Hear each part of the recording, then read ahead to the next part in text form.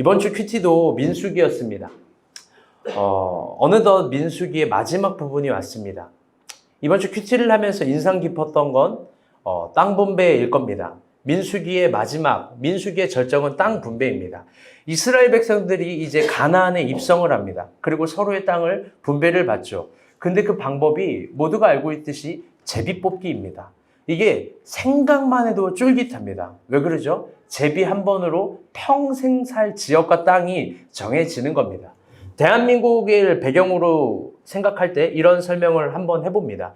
제비 한 번으로 누군가는 경상도에 평생 살게 되고, 누군가는 전라도에 평생 살게 되고, 누군가는 충청도, 누군가는 서울, 강남구, 대치동에 사는 겁니다. 제비 뽑기 한 방입니다. 여러분, 제비 뽑기, 민수기의 제비 뽑기는 그 정도로 중요한 겁니다. 그런데 이쯤에서 상식적인 질문도 한번 해봅니다. 여러분, 왜 하나님은 땅 분배라는 이토록 중요하고 예민하고 불평이 많이 나올 부분에 대해서 왜 제비 뽑기 같은 방법론을 사용한 걸까요? 더 합리적이고 확실하고 건설적이고 타협적인 방법들이 분명히 있습니다. 분명히 있음에도 불구하고 하나님은 왜 운명론같이 보이는 이 제비 뽑기에 모든 걸 맡겼을까요? 중요한 건 하나님은 여기에 당신의 신적인 탁월함을 발휘한 겁니다. 우리 눈엔 그게 읽혀지지 않고 우리 눈엔 그게 이해가 되지 않습니다. 그러나 하나님께서는 그게 가장 큰 탁월한 방법을 사용한 겁니다. 그거에 대해서는 설교 결론에 한번 깊게 이야기를 해보도록 합시다. 오늘 본문은요, 제비를 뽑기 전의 상황입니다. 그때 어떤 문제가 일어납니다. 어떤 분쟁이 일어납니다. 그게 뭘까요? 오늘 본문 32절입니다. 다 같이 한번 읽어볼게요. 시작. 우리가 운영하고 여호와 앞에서 가나안 땅에 건너가서 요단 이쪽을 돌며 소유할 기업이 되게 하리이다. 아멘. 빨간색 글씨 용시 경제가 읽어주세요. 가나안 땅에 건너가서 요단 이쪽을 우리가 소유할 기업이 되게 하리이다. 국어로 볼 때 좀 모호하고 재밌는 개념입니다. 가나안 땅에 건너가는 것 같으나 지리적 개념으로 요단이라는 곳은요, 요단 이쪽이라는 것은요, 가나안 땅을 건너가기 이전을 이야기하는 겁니다. 이스라엘 백성은 약속을 받고 가나안 땅을 건너가야 되는데 갑자기 우리가라는 지파, 저는 우리가 본 교회인 줄 알았어요. 이 우리가라는 지파가 가나안을 건너가지 않고 요단 이쪽을 얻고 싶다고 이야기를 합니다. 여러분, 이게 무슨 말일까요? 무슨 사건이 벌어진 걸까요? 갑자기 가나안을 건너가지 않고 요단 이편에 남겠다라고 이야기를 하는 겁니다. 결론적으로 그 우리가라는 지파는 누구냐면 르우벤 지파와 갓 지파입니다. 우리 토요일 큐티 1절부터 4절 한번 읽어봅시다. 근데 3절만 준비했어요. 시작. 르우벤 자손과 갓 자손은 신이 많은 가축대를 가졌더라. 그들이 야셀 땅과 길르앗 땅을 본즉 그곳은 목축할 만한 장소이니라.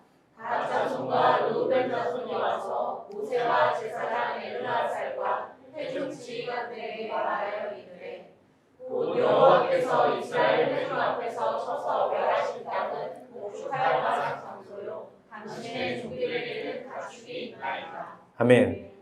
제가 간사님에게 빨간색 PPT를 좀 더 다양하게 실험해보라 했는데 오늘 진짜 실험적입니다. 네. 예, 우리가 좀 환경적으로 열악하기 때문에 다 그래도 잘 보시네요. 하나님이 좋은 눈을 주셨죠? 아멘. 예, 성능 너무 그래서 뭐 운운할 거 없어요. 하나님 우리에게 좋은 눈을 주셨다. 그러면 됩니다. 르우벤 지파와 갓 지파는요, 어느덧 많은 가축대를 가지고 있었던 겁니다. 그것이 그들에게 재산이고 안정감입니다. 그런데 가나안에 들어가려면 그 모든 재산을 가지고 들어갈 수 없습니다. 더 나아가 그곳에서 제비를 뽑고 지파들의 땅을 정한다고 하니까 그들은 많은 재산을 잃어버리게 될까 지금 두려운 겁니다. 즉 계산을 해보니까 단가가 안 맞는 거죠. 단가가 안 맞는 겁니다. 그러면 이쯤 되면 그런 의심들을 해봅니다. 아주 상식적이고 합리적인 의심이에요. 뭐예요? 과연 저 가나안 땅이 축복의 땅인 것인가? 과연 하나님이 그렇게 들어가라고 언약하시고 언약하신 저 땅이 과연 축복의 땅일까? 내 재산, 내 가축, 이게 들어갈 수 없다면, 이걸 온전히 소유하지 못하고 포기해야 된다면 저게 과연 축복의 땅일까?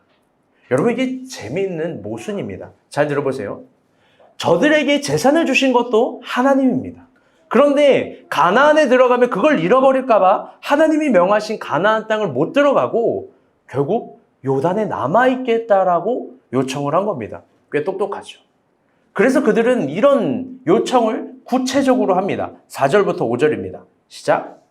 여호와께서 이스라엘 회중 앞에서 서서 멸하신 땅은 목축할 만한 장소요 당신의 종들에게는 가축이 있나이다. 또 이르되 우리가 만일 당신에게 은혜를 입었으면 이 땅을 당신의 종들에게 그들의 소유로 주시고 우리에게 요단강을 건너지 않게 하소서. 아멘. 우리가 요단을 건너가지 않게 해달라고 이야기합니다. 가나안으로 가지 않게 해달라고 청원합니다. 더 나아가서 하나님이 멸하신 저 이방 땅, 이방신이 있는 그 땅이 목축할 만한 땅, 풍요로운 장소라는 겁니다. 그 땅을 우리에게 주고 우리는 가나안에 가지 않겠다. 마치 쿨한 척, 축복을 받지 않아도 괜찮은 척 이렇게 이야기합니다. 여러분 본문을 보면서 어떤 생각이 드나요? 저는 이걸 보면서 참 징그러웠습니다. 인간의 욕망, 욕심, 잔머리 이게 징그러운 거예요. 그런데요 여러분 깊게 생각해보면 이게 인간의 모습입니다. 이게 인간의 모습이에요. 최근 종영한 넷플릭스의 드라마 카지노가 있습니다. 여러분 다 보셨나요? 다 카지노 꿈을 가지셨나요? 미안해요. 그래 드라마가 참 여러 가지 테마를 담고 있는데요. 그 중에서 저에게 참 인사이트를 준 장면이 있습니다. 그건 마지막 화에 등장하는 차모식 씨의 죽음입니다. 보시는 분은 알겠지만 카지노의 모든 스토리 라인은 차모식에 대해서 그려냅니다. 대한민국 사람인 차모식 그 형제님이 어떻게 필리핀에서 황태자가 될 수 있는지, 어떻게 그 자리까지 오르게 될 수 있는지를 다양한 각도로 설명을 하죠. 차모식은 여러 가지 캐릭터가 종합되어 있는 겁니다. 그래서 완벽하게 거의 표현한 거예요. 어떻게 되면요. 그는 치밀하면서 냉정하고 따뜻하면서 깊습니다. 그걸 드라마가 표현해낸 거예요. 그는 아무도 믿지 않으면서 모든 사람을 믿어줍니다. 더 나아가 통이 큰 사람입니다. 자신을 치는 적까지도 자신의 편으로 만든 굉장히 신비로운 인력, 매력도 가지고 있는 사람입니다. 또 그것이 가능하기까지 보여지지 않지만 그의 내면은 냉정하고 잔인하고 극악하고 비열합니다. 여하튼 그는 굉장히 강력한 캐릭터입니다. 그런데 그런 차무식에 비해서 아주 형편없는 캐릭터가 있죠. 누구죠? 양정팔. 이름도 양정팔이에요. 사연팔이, 양심팔이, 양정팔이. 미안해요. 한번 웃겨주려고 또 이런 거 애썼어. 오늘 처음 온 주영 형제 주영 자매의 남자친구가 웃어주네. 고마워요. 우리 교회들은 교만해서 이제 안 웃어. 내가 웃긴 얘기해도. 이름도 어떻게 양정팔이라고 지었을까? 소심하고 근성 없고 유혹에 약하고 모든 사기에 다 넘어갑니다. 알죠? 매번 위기에 처합니다. 그럴 때마다 강력한 차무식이 와서 다 해결해 줍니다. 사건을 해결해 줍니다. 차무식은 양정팔을 친동생으로 아껴주고 사랑해 줍니다. 차무식은 양정팔에게 의형제보다 더한 사랑으로, 가족 같은 사랑으로 수많은 도움과 혜택을 주죠. 그런데 여러분 알고 있죠? 차무식 씨가 어떻게 죽죠? 바로 가장 가까운 양정팔에게 배신당해 죽습니다. 총에 이마 한 방에 그냥 죽는 거예요. 그리고 양정팔, 그 소심하고 유약한 사람이 차무식, 그 강인한 사람의 모든 돈과 재산을 다 가지고 갑니다. 차무식의 마지막 모습을 보면서 드라마 카지노 게시판에 난리가 났대요. 이런 글입니다. 엔딩이 저게 뭐냐고. 너무 허무하다고. 양정팔의 배신 부적절하다고. 강력한 차무식이 어떻게 저렇게 허무하게 죽냐고. 양정팔에게 저런 악랄함은 어울리지 않는다고. 막 난리가 났어요. 그런데요. 저는 엔딩을 참 잘했다라고 생각합니다. 왜요? 여러분, 저게 인간이에요. 저게 인간의 깊은 모습이에요. 인간 내면에 숨어있는 악랄하고 악하고 이기적인 모습들, 배반하고 싶은 모습들, 극악적인 모습들. 여러분, 그게 인간 안에는 있는 거예요. 여러분 안에 있는 거예요. 제 안에 있는 거예요. 아무리 사랑을 많이 받아도, 도움을 깊게 받아도 배신이 유익하다고 생각하면 인간은 배신을 해내요. 이를 악물고 배신을 해냅니다. 성경도 그걸 보여줍니다. 베드로 보세요. 배신자입니다. 여러분 유다를 보세요. 배신자입니다. 여러분 12제자 다 예수 버리고 도망갑니다. 중요한 건 예수 그리스도라는 신의 사랑과 은혜와 기적을 경험하고도 그렇게 합니다. 여러분 그게 인간의 모습이에요. 르우벤과 갓지파도 동일합니다. 여러분 눈빛이 맞아요. 언젠가 여러분 저를 배신할 거예요. 괜찮습니다. 괜찮아요. 다들 그러면서 교회의 역사는 시작되더라고요. 스승 팔아먹고 교회 팔아먹고. 그런데 배신하지 않는 사람들도 있죠. 그 사람들이 다 처단해 줄 거니까 괜찮습니다. 르우벤과 갓지파도 동일합니다. 장자로서요, 수많은 사랑을 받았지만 하나님이 가장 크게 축복했지만 결국 생각하는 것이 저런 겁니다. 가나안 그 약속의 땅에 가면 자신의 가축 뺏길까 봐, 그곳에 가면 저곳에서는 목축을 못할까 봐 안 간다는 거예요. 요단 이편에 남아있겠다라고 결정합니다. 결국 하나님께서 멸하신 저 이방 땅, 저기가 좋다라는 거예요. 정말 징그러운 논리예요. 정말 징그럽습니다. 여러분, 인간은 왜 그렇게 바보 같을까요? 여러분, 인간은 왜 이렇게 추악할까요? 제가 사역을 하고 신방을 참 좋아하는 거 아시죠? 신방을 하고 깊게 대화를 하고 인간을 관찰하면서 두 가지 결론적으로 깨달은 게 있습니다. 첫 번째는요, 인간이 은혜를 받고 인간이 위대해지고 인간이 이상성을 가지면 어떤 환경도 다 이겨낸다라는 강력함이 인간에게 있어요. 그런데 반대로요, 다른 한 가지도 철저하게 깨달아요. 그건 뭐냐면 내 어절로 된 한 단어인데요. 다시 따라해볼까요? 형편없음. 인간만큼요, 형편없고 쉽게 지는 사람도 없는 거예요. 꽃같이 아름다운 사람도요, 형편없이 쉽게 무너집니다. 요즘 한참 주가를 올리고 있는 우리 윤영식 형제, 막 꽃처럼 아름답다고 생각하는데 여러분, 가장 추악한 죄인의 모습으로 허물어지고 망가지고 쓰러질 수도 있어요. 그러니까 십자가를 잡아야 돼요. 아멘? 여러분, 우리가 본 어린아이들 얼마나 아름답습니까? 근데 아니에요. 제가 애를 키워보니까 애는 죄인이에요. 일단 부모 말을 안 듣기 위해서 태어나기를 작정한 사람 같고요. 다들 그래요, 다들. 인간은 형편없어요. 정말 형편없어요. 제가 이번 주에도 철저하게 그걸 깨달았어요. 제가 설교 때 이런 말 하는 게 실수일 수도 있지만, 제 30대 통틀어서 30대에 많은 시간들을 보냈는데, 가장 힘들었던 한 주가 사실 이번 한 주였어요. 저와 저희 아내는요, 정말 이번 한 주가 힘들었던 사건이 있었어요. 슬프고 괴롭고 비참하고 형편없는 한 주였어요. 물론 그걸 머리털 하나도 여러분과 나눌 수 없어요. 그런데 그 끝에는 인간의 악랄함의 끝을 본 거예요. 인간이 형편없어요. 그 형편없는 르우벤과 갓의 요청에 하나님 어떤 마음이었을까요, 여러분? 저들의 말도 안 되는 논리와 생각과 욕망, 거기에 하나님 뭐라고 대답했을까요? 여러분, 모세의 대답 들어봅시다. 우리 7절부터 12절입니다. 다 같이 한번 읽어보겠습니다. 시작. 너희가 어찌하여 이스라엘 자손에게 낙심하게 하여서 여호와께서 그들에게 질상으로 건너갈 수 없게 하려 하느냐.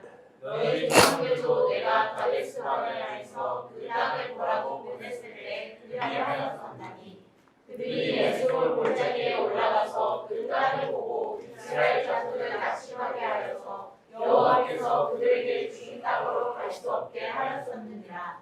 그러나 그나스 사람 여훈의 아들 갈렙과 눈의 아들 여호수아는 여호와를 온전히 따랐느니라 하시고. 아멘.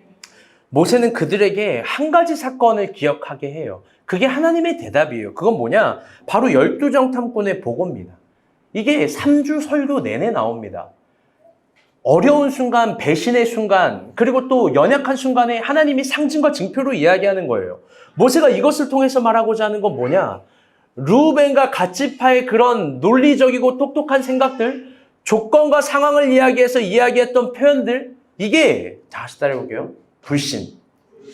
불신이라는 거예요. 르우벤 지파와 갓지파가 하는 말이 아무리 논리적이고 맞는 말이고 지금의 형편과 상황에 따라서 적절한 말이라고 해도 그게 불신이라는 겁니다. 하나님을 못 믿는 불신이 아니라 고의적으로 하나님을 안 믿는 불신. 자신의 욕망으로 하나님을 정리하는, 하나님을 믿어버리는 불신. 더 나아가 자신이 원하고자 하는 대로 하나님을 정돈하는 불신. 결국 그게 하나님을 모욕하는 불신입니다. 멋대로 믿은 게 불신인 거예요. 인간은요, 참 진짜 형편없습니다. 본문을 보면서도 더 그렇게 느꼈습니다. 광야에서 40년을 돌았지만 결국 깨닫지 못합니다. 12정탐꾼, 그 중에 10명은 가나안을 정탐하고 나서 그 땅을 들어갈 수 없다고 합니다. 대단한 분석적인 이야기를 합니다. 토양을 이야기하고 그 사람들을 이야기하고 그 주변을 이야기해요. 그런데요, 그게 아무리 대단한 분석 같아도요, 결국 불신인 거예요. 지난주 설교에 이야기했듯이 종이 위에 뭔가가 적혀 있을 겁니다. 그런데 우리는 늘 말을 하는 거예요.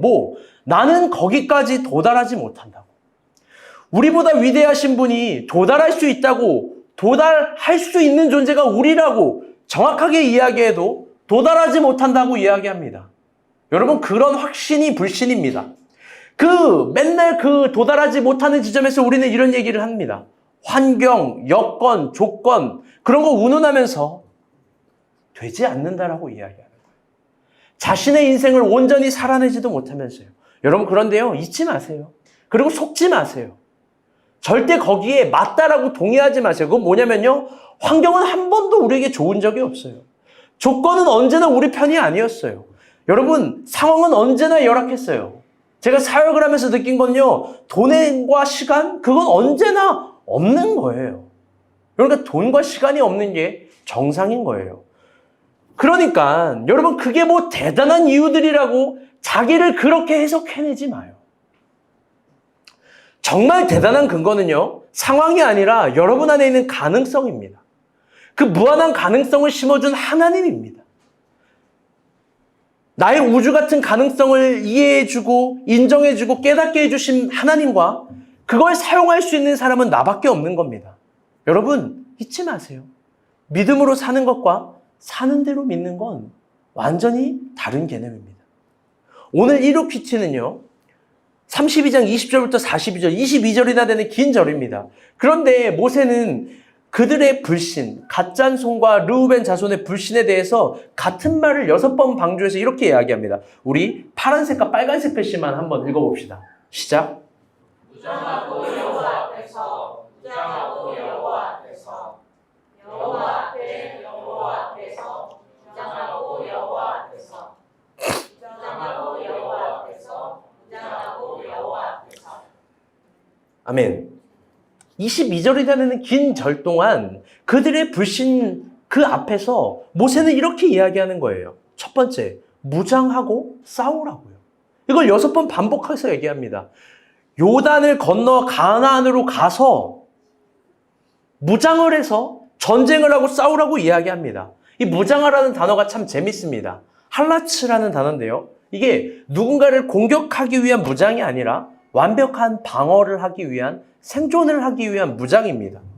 전쟁을 하다가 죽을 수도 있으니까 그런 각오를 가지고 요단을 건너 가나안에 가서 죽기까지 싸우라는 거예요. 왜? 거기에는요, 자신의 생명을 위협할 적들이 있습니다. 그런데 르우벤과 갓 지파에게 그거 직면하라는 거예요. 전쟁을 피하지 말라는 겁니다. 적들 앞에 서라는 거예요. 그리고 동시에 6번을 강조하는 다른 단어가 바로 하나님 앞에서입니다. 여호와 앞에서. 이걸 계속 이야기해요. 왜요? 왜? 그들은 지금 불신으로 가득 차니까요. 어떤 불신? 가나안을 가면 망한다. 요단을 건너면 우리 가축들 다 죽는다. 나는 빈털터리가 될 거다. 그게 대단히 논리적이고 상황적이고 조건적인 생각들과 계산들입니다. 그게 하나님 앞에 갖고 있을 논리가 아닌 거예요. 우리에게도 그런 대단히 논리적이고 조건적이고 상황적인 대답들이 많이 있습니다. 제가 유치하고 치사하고 유치하게 이렇게 이야기를 해보려고 합니다. 바로 주일 성수에 관해서도 그렇습니다. 한 번쯤은 주일 성수에 대해서 여러분 이런 생각할 거예요. 여행을 가도 되겠지. 한 번쯤은 안 드려도 되겠지. 한 번쯤은 늦잠을 자도 되겠지. 한 번쯤은 그래도 되겠지. 그렇죠? 한 번쯤 그래도 되는 거잖아요. 경건 생활에 대해서 우리도 대단히 논리적이고 상황적이고 조건적인 생각 이런 말을 하는 거 아니에요? 이렇게 스트레스 많이 받는 날 큐티하다가 내가 죽을 수 있어. 이렇게 우울한 날 기도하다가 내가 오히려 우울증 걸릴 수 있어. 야, 이렇게 피곤한 날 예배 드리면 내가 암 걸릴 것 같아.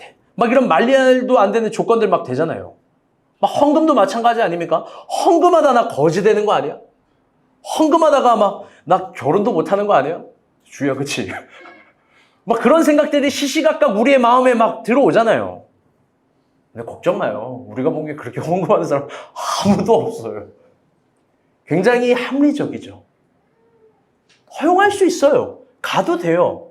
경건생활 안 해도 되고 나가서 꽃놀이를 해도 돼요. 거기서 하나님을 볼 수도 있어요. 괜찮아요. 단 제가 이 유치하고 치사한 비교를 하면서 여러분에게 하고 싶었던 말은 한 가지입니다. 그건 뭐냐면 우리가 중요한 것들을 선택하는 기준에 대해서 얘기하고 싶었던 겁니다. 우리는 중요한 걸 선택할 때 언제나 상황적인 것, 조건적인 것, 논리적인 걸 자주 고려합니다. 모든 걸 고려해서 결정하는 습관을 갖고 있어요. 왜요? 우리 똑똑하니까요.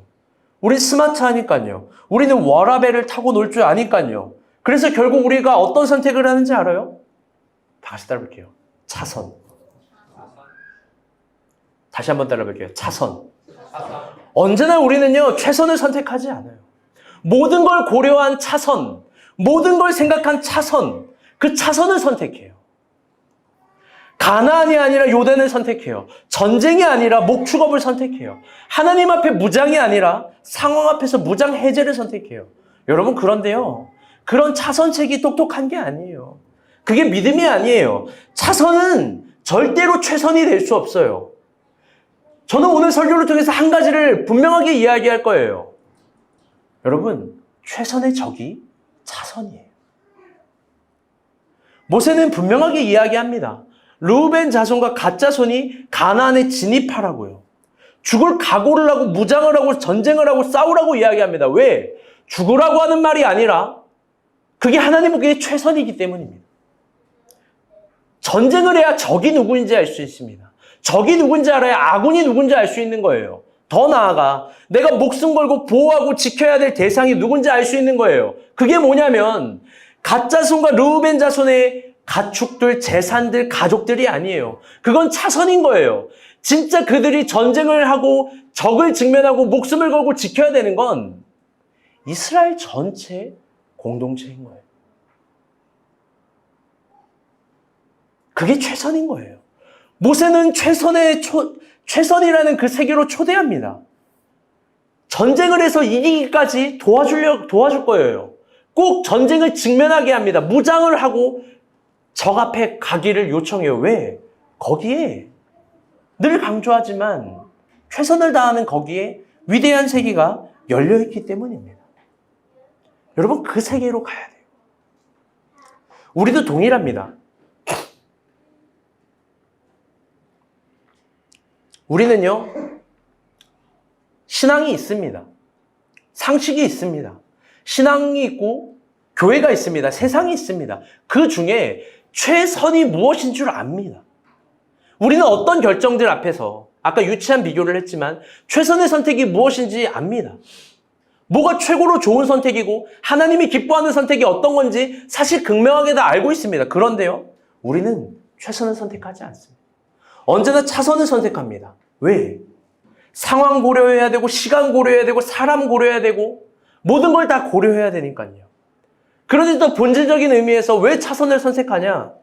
우리의 적이 누군지 몰라서 그런 겁니다. 더 나아가 하나님이 원하는 전쟁, 그게 어떤 건지 모르는 겁니다. 더 나아가 내가 진짜 목숨 걸고 지켜야 될 소중한 가치, 그게 어떤 건지 몰라서 그래요. 이 세상, 이 지능적인 세상, 이게 영적인 거예요. 이 영적인 논리들, 그런 것들 앞에서, 그런 정신세계 앞에서 뭐든지 다 우리에게 이렇게 이야기를 합니다. 좋은 게 좋은 거라고. 너도 나도 똑같다고. 더 행복해지자고. 그걸 부정할 사람이 여러분 누가 있겠습니까? 여러분, 그런데요, 성경은 분명히 우리에게 이야기합니다. 지켜야 될 가치는 있고 소중하게 잡아야 될 그런 의식은 있고 내 목숨을 걸고라도 방어해야 될 건 분명히 있는 겁니다. 여러분, 싸워보면 분명히 다릅니다. 전쟁을 해보면 분명히 다릅니다. 최선을 선택하지 않을 수가 없어요. 이기는 사람들은요, 언제나 모든 것이 만족할 수 있는 차선을 선택하는 게 아니라 언제나 이길 수 있는 최선만 선택해요. 왜? 최선이 아니고서는 이길 수가 없기 때문이에요. 최선이 아니고서는 어떤 것도 도달할 수 없기 때문입니다. 여러분, 모든 것을 만족할 수 있는 차선, 그걸로는요, 이길 수가 없어요. 여러분, 그렇다면 오늘 설교 마지막 언덕에서 우리는 한 가지를 고민해야 될 겁니다. 그건 예수를 믿는 우리에게, 신앙이 있는 우리에게 가장 중요한 최선, 포기할 수 없는 최선, 타협할 수 없는 최선이란 어떤 건지에 관해서입니다. 이 이야기 하나를 해줄 텐데 이게 우리에게 도움이 되었으면 좋겠습니다. 제가 이번 주에 전라도, 완주, 삼례, 하리를 다녀왔습니다. 아까도 이야기했지만 30대에 가장 힘든 한 주 그런 사건이 있었고, 오해하지 마세요. 우리 부부싸움이 아니에요. 우리 굉장히 사랑하는 사이예요. 너무 좋아요. 주영이 막 주제넘게 사랑을 상담해 주려 하지 마세요. 우리 굉장히 좋습니다. 아무튼 뭔 사건이 있었어요, 여러분. 근데 그 모든 감정을 정리하고 또 누군가를 만났어야 됩니다. 왜? 그게 저에게 일이기 때문에 그래요.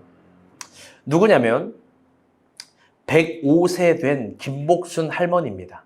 그리고 결론적으로 이 할머니와의 만남 덕분에 제가 저의 최선의 자리를 지킬 수 있었어요. 그게 뭐냐면 오늘 이 자리에 설교하는 거예요. 제가 그런 얘기를 거의 안 하는데 4년 만에 처음으로 박 목자에게 전화해서 이런 얘기를 했습니다. 이번 주 설교 못할 것 같은데 나 처음이에요.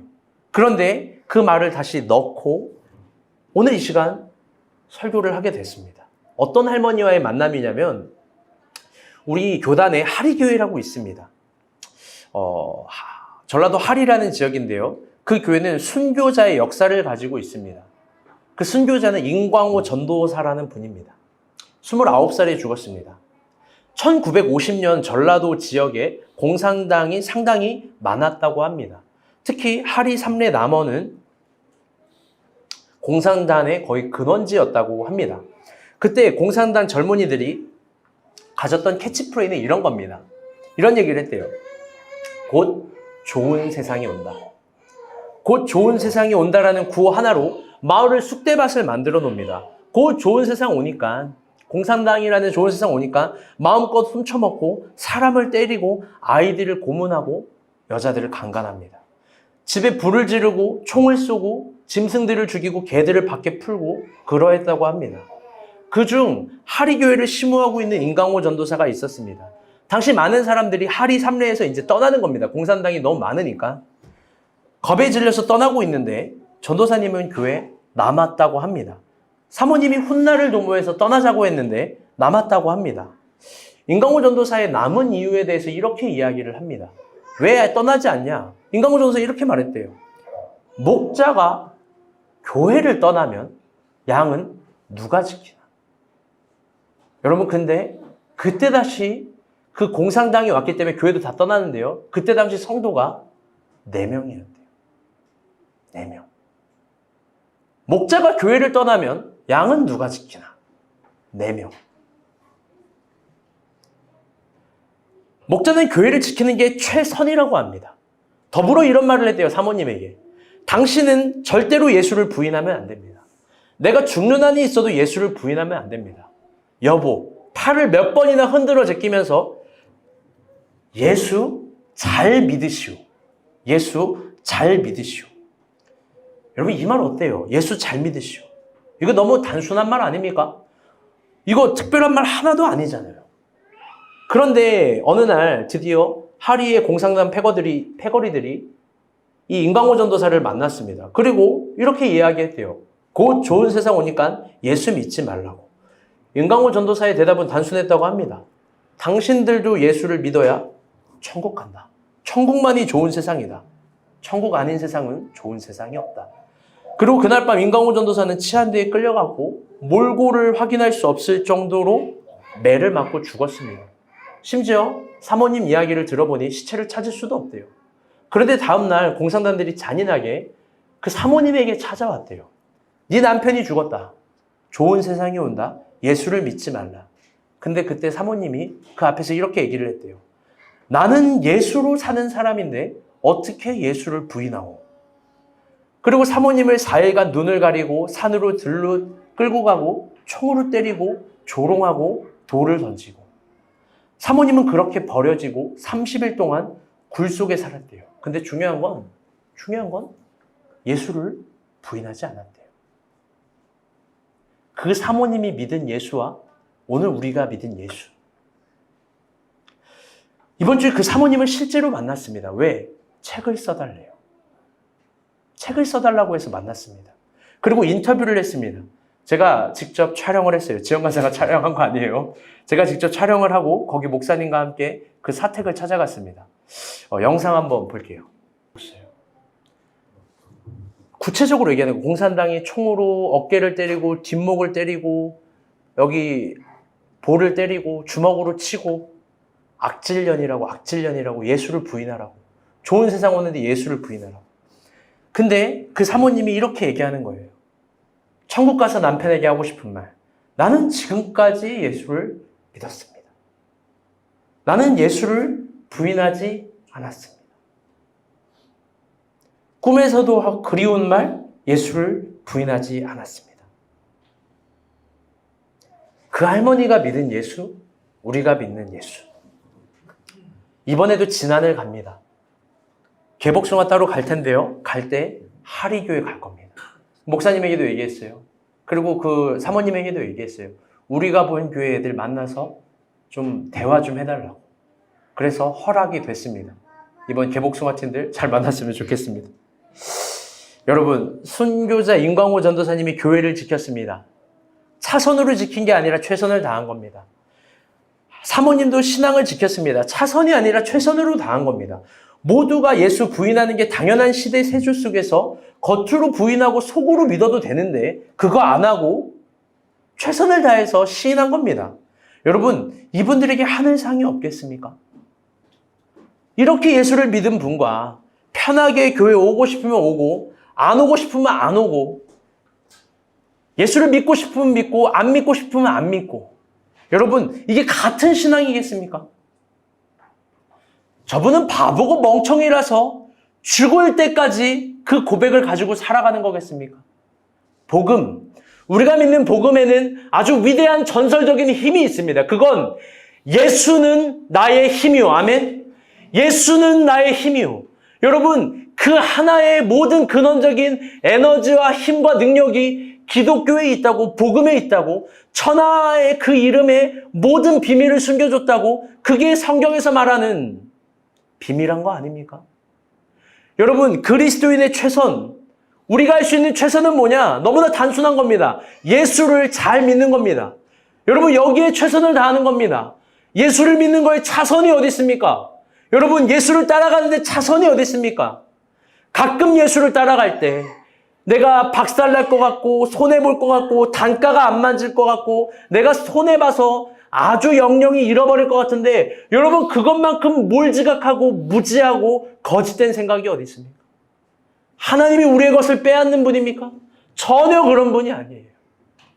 오늘 그리스도인이 우리에게 최선, 그건 예수를 잘 믿는 거예요. 어떻게 잘 믿냐?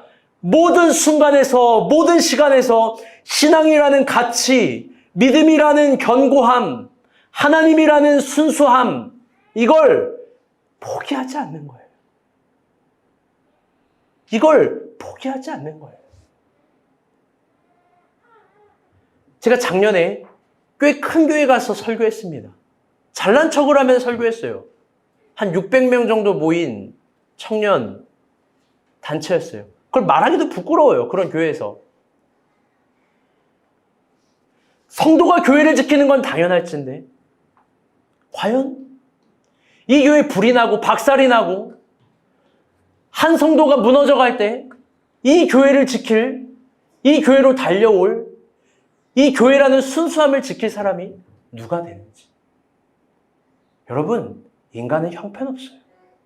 인간은 형편없어요. 여러분에게도, 우리가 본 교회 다니는 여러분에게도 얘기하고 싶어요. 예수를 따라가는데 불이 나고 손해보고 안 될 것 같고 망할 것 같고 타협할 것 같은 그 지점에서 내가 진짜 어떻게 예수를 믿는지 여러분 그건 직면해 봐야 하는 거예요. 담대하게 이야기합니다. 여러분 전쟁을 하세요. 직면하세요. 예수를 믿는 거에 차선이 없습니다. 예수를 믿는데 최선을 다해서 믿으시기를 축복합니다. 가나안에 가서 전투하는 거 두려워하지 말고 최선을 다합시다. 아멘. 하나님이 우리에게 주신 소중한 믿음의 유산 그거 지킵시다. 그건 모두가 만족할 수 있는 차선의 답으로 지키는 게 아닙니다. 최선을 다할 때 하나님도 은혜 주시리라 믿습니다. 말씀의 결론을 맺겠습니다. 여러분 잊지 마세요. 최선의 적은요 차선이에요. 우리의 최선은 예수를 잘 믿는 거예요. 우리의 차선은 예수를 잘 믿는 척하는 거예요. 아무것도 희생하기 싫어하고 손해보기 싫어하고 하나님을 위해서 포기하게 하기 싫어하는 사람은 그 예수 믿는 거 아닙니다. 그 교회 지키는 거 아닙니다. 기도해요. 우리 교회에도 환난이 있길. 근데 누가 지켜내길? 감히 도전해요. 우리의 신앙이 거기까지 자라나길 축복합니다. 아멘.